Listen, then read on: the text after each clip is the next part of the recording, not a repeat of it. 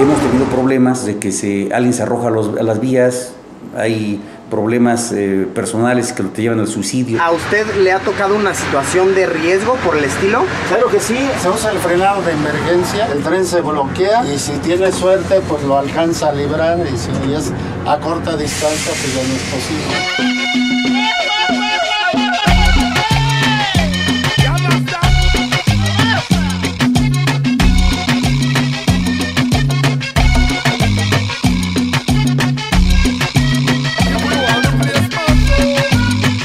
Hola amigos, sean bienvenidos a una aventura más. En este video nos adentraremos como nunca antes al corazón del metro. El metro de la Ciudad de México transporta a aproximadamente 5 millones de personas al día. Digamos que evita de una manera subterránea que se haga un caos aún más grande arriba en las calles. El modo de transporte cotidiano para muchos, una buena alternativa para otros. Pero ¿alguna vez se han preguntado cómo funciona? ¿Quiénes son las personas que hacen que opere correctamente? ¿Cómo es el interior de una cabina del vagón? Pues ¿qué creen, amigos míos? Tuve la oportunidad de ponerme en contacto con personas que trabajan en las oficinas centrales del metro de la ciudad. Vamos a tener la oportunidad de conocer más o menos cómo se opera todo el sistema de transporte colectivo subterráneo, y posterior a ello, o si nos van a permitir pasar unas cuantas horas con un conductor de un vagón. Creo que no hace falta recalcarlo. Esta seguramente será una aventura muy interesante, muy cool, muy épica. El corazón del metro nos espera. Acompáñenme.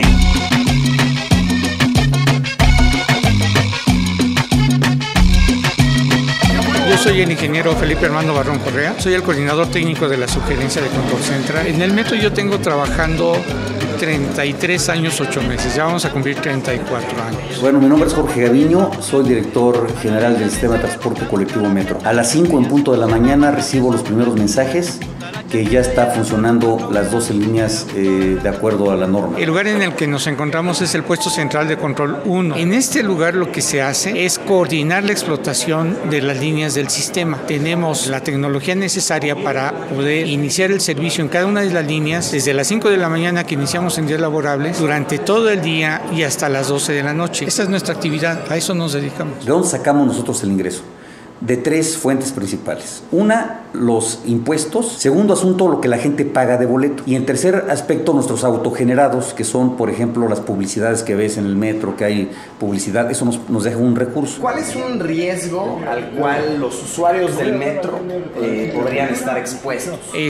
Los trenes del sistema de transporte colectivo utilizan voltaje de tipo continuo, pues es alto. Para la gente, para los usuarios, bajarse a las vías implica un riesgo. Mucha gente va a ver que se ejecutan maniobras en las vías, pero nuestro personal está plenamente capacitado, pero los usuarios no lo saben y no deben descender a vías porque correrían el riesgo de tener un accidente. El metro es de los transportes más seguros del mundo. Tenemos problema también de asaltos menores, es decir, de robos, no de asaltos, en donde te roban la cartera, te sustraen el teléfono celular, en los empujones. De ahí en fuera hemos tenido problemas, digamos, de que alguien se arroja a las vías, hay problemas personales que te llevan al suicidio, por ejemplo. ¿Qué tan seguido, qué tan frecuente es que alguien cometa suicidio en el metro?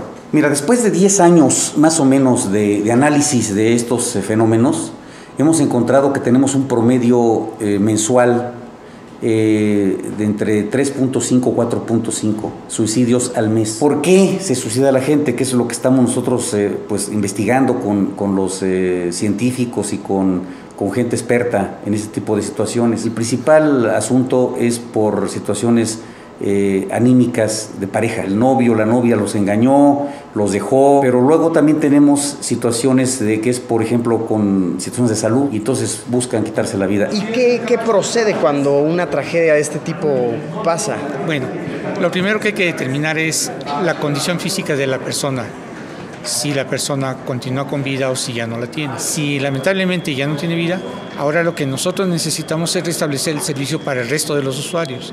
Y también iniciamos un protocolo para poder retirar el cuerpo ya sin vida de la persona de las vías y poder normalizar el servicio lo más pronto posible. ¿En el metro hay algún sistema de vigilancia con cámaras de seguridad? Sí, yo aquí puedo ver cualquier pantalla, son 6,000 cámaras las que están en toda la red. Podemos meternos a cualquier estación, por ejemplo, aquí tenemos en la línea 1, todas las estaciones de línea 1, aquí estás viendo lo que está ocurriendo, mira, aquí ves a alguna persona sentada que está cansada seguramente. Me está enseñando cómo operar las cámaras de seguridad. Ahí está el área de... Ahí está, mira. ¿Y hay alguien monitoreando esto todo el tiempo? Sí, claro, así es. ¡Wow! ¿Y dónde están? Bueno, mejor no decimos dónde están, pero me imagino están ocultas, ¿no? No, digo, si te fijas podrás visualizarlas. A ver, mira ahí. Hay un puesto. Vamos a ver qué vende. Tortas. Dulces. Dulces, ajá, vende dulces. Así es. Órale. Uno de los descontentos más grandes que llega a tener la gente es cuando sube el precio del metro. ¿Realmente qué determina cuánto cuesta el pasaje del metro? Bueno, mira, depende de muchas cosas. Nosotros tenemos gastos fijos como sistema de transporte colectivo. Nosotros estamos gastando más de lo que recibimos. Nos cuesta cada boleto 13 pesos y estamos cobrando 5 pesos al usuario. Somos los principales consumidores de energía eléctrica de la ciudad y uno de los 10 principales del país. Y eso tenemos que pagarlo necesariamente. O sea, nosotros no podemos dejar de pagar el recibo de energía eléctrica. Porque nos dicen, oye, nos cortan la energía. Pues sí, sí nos la cortan. ¿En serio? O sea, ¿le pueden cortar la luz al metro? Pues claro, si nosotros no pagamos, pues entonces no nos entregan la energía eléctrica. Miren qué locura, yo pensé que eran como que no se cobraba, ¿cómo decirlo? O sea, que todo estaba integrado. Bueno, sería buena idea, fíjate, que el gobierno federal nos subsidiara la energía eléctrica, por ejemplo. Yo pensé que era así. Pues no, o sea, no hay ningún subsidio de parte del gobierno federal para el funcionamiento del metro, ninguno. Ay, upa, upa, upa, huepa. Voy a entusiasmar, que me toque la cumbia, yo me... Y ahora sí, va la parte que creo que todos hemos estado esperando. Vamos a abordar un vagón. Les presento a Camacho, él nos va a estar acompañando. Sí, mi cargo es inspector, jefe de estación. Me encargo de coordinar los conductores en el trabajo, ver las fallas de los trenes, supervisar la estación, que trabajen bien todos. Me tocó ver la construcción de Valderas, Cuauhtémoc y Insurgentes. Les faltaba para terminarlas. Para que me retrate. Sí, órale, sí. ¿Usted a qué se dedica? Cuénteme. Mire, yo me dedico al deporte y a trabajar, a la lucha libre y a trabajar. Yo no traigo máscara, pero yo soy la parca. ¿Sí me entiende? Sí. Entonces, quiero que usted me saque una foto para que yo salga en televisión, no sé cuánto, mañana o el día que quiera. Así como estoy. Ahí está, a ver. Ahí. Buenísimo, se ve muy bien. Ok, estamos abordando el vagón. Hola. ¿Qué tal? Buenas tardes. ¿Dónde me coloco?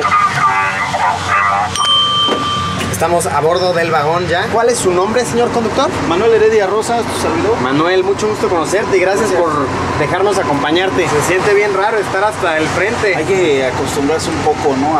Exactamente. A todo esto y perderle el miedo, ¿no?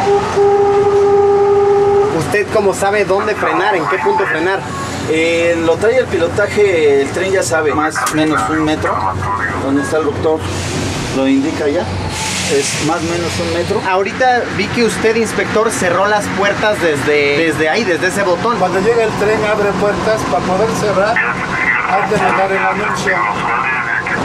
Y son unos segundos para que la gente, escuchando el anuncio, ya no deben de abordar. Una vez que cierran, se oye una campana, el monopuff, y eso quiere indicar que ya el señor puede levantar el manipulador para que el tren avance. ¿Usted va decidiendo la velocidad a la que vamos o es automático? El pilotaje lo va definiendo. Exactamente. Por lo regular son tramos de 65 a 70 kilómetros por hora. Con ese le abrimos las puertas, este botoncito hacia arriba. Ok. Y se cierran ya desde ahí. Exactamente, se le manda el anuncio de cierres con el...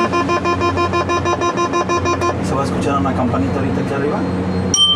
Esa nos da el mantenimiento y podemos avanzar en pilotaje. Eso indica que ya el conductor están aseguradas todas las puertas. ¿Qué pasa si alguien agarra la puerta? ¿Simplemente no cierra? No cierra. Realmente un choque entre dos trenes no puede suceder. No se debe de dar. El tren tiene 2 señales al alto de distancia entre el otro tren de adelante. Estos semáforos, cuando están al rojo, llega el tren y se estaciona a una distancia como de unos 20 metros.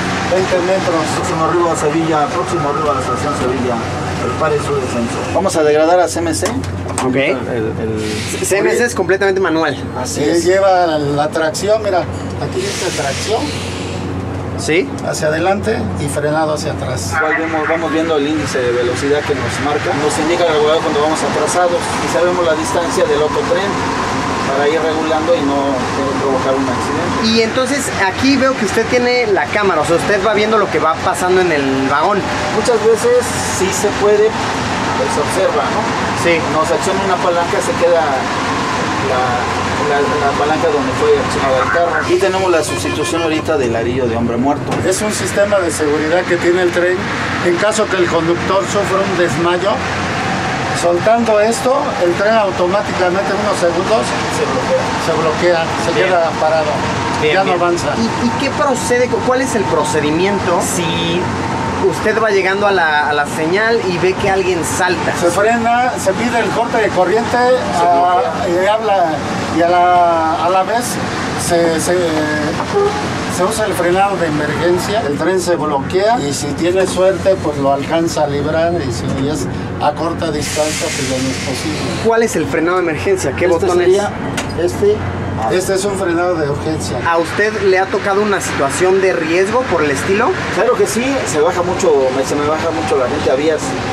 Yo venía en esta parte del tren y se me baja una persona, más o menos a la altura unos 20 metros. Pido el corte de corriente y le informé. Es una palanca que accionaron en un carro. ¿En qué carro es? Cuarto carro. Cuarto carro. Nos señala aquí en latín. Ahí está en el cuarto carro. Tenemos algo que es dinámico, 18 PCC cambio.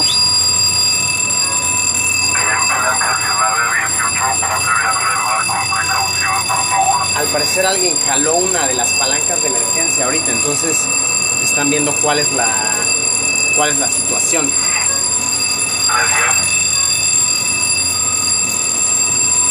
Uno no se da cuenta de esto como usuario, pero pues ya aquí dices, bueno, pues claramente se va a retrasar y este va a retrasar al de atrás y al de atrás y así es como se van ocasionando cosas de las que uno no se da cuenta como un simple usuario. Listo. Vamos. Por eso me tardé. 18 KGS accionados por línea entre usuarios y avanzando. Así medio la PBI está ahí. Bastante rápido actuaron, estuvo muy bien. Es coordinación, porque muchas veces no sabemos si llega uno o lo vayan a agredir. Y esta situación que me estaba usted contando de la persona que se bajó en las vías, sí. ¿Con qué intenciones sería? ¿De vandalismo? Se le cayeron unas revistas, sabrá Dios qué era, y se le informó al regulador que bajó una persona, al parecer en situación de calle, por un costal con revistas. Y además se le canalizó a los policías para que lo trasladaran al cubículo y vieran su situación. ¿Procede legalmente? O sea, ¿cometió un crimen esa persona sin saberlo? Pues amerita delegación, pero a veces por su estado en que está no procede. Estamos en este inspector, por favor. Gracias. Sí, cómo no. Muchas gracias por su tiempo, ¿eh? No, estamos por servirte. Sígale dando, hasta luego, gracias. Pues qué increíble trabajo, inspector. Gracias por su tiempo, a sus órdenes. por sus palabras, gracias de verdad. Estuvo muy divertido y muy informativo. Y como última pregunta, sí. Bueno, no sé si usted quiera decirle algún mensaje, alguna reflexión, algo que usted quiera decirles. Mira, hay cantidad de cosas que uno le pediría a los usuarios, pero la mayor es que cooperen con el sistema. Cuando el personal del sistema les solicite algo, pues acá la indicación que se les está dando y que cooperen. Mientras los usuarios nos ayuden en esos aspectos, el servicio que les damos a ellos mismos va a ser de mejor calidad.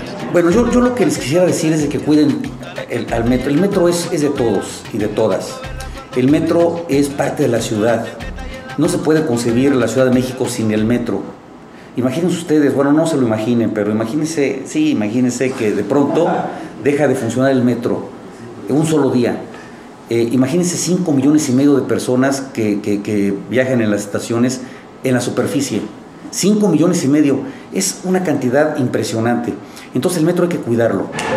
Pues tremenda experiencia, creo que es algo de lo cual podemos sacar mucho jugo, mucho aprendizaje para aplicar en nuestras vidas cotidianas. El hecho de haber podido ver cómo se opera todo desde las entrañas, desde el corazón del metro, el hecho de haber podido platicar con un conductor que nos contara sus experiencias, pienso que es algo muy valioso. De verdad, transportar a 5 millones de personas al día no debe ser fácil y estas personas lo hacen posible. Muchas gracias a nuestros amigos del metro por haberme permitido documentar todo este proceso, toda esta magnífica operación, y gracias a ustedes por haberme acompañado en una aventura más. En verdad espero que les haya gustado, que la hayan disfrutado. Vaya que esta estuvo mucho más épica de lo normal. Creo que es una aventura que recordaremos en el canal por mucho tiempo, por lo menos sé que yo lo haré. Nos vemos en unos días con un video nuevo. Adiós, pimpollo subterráneo.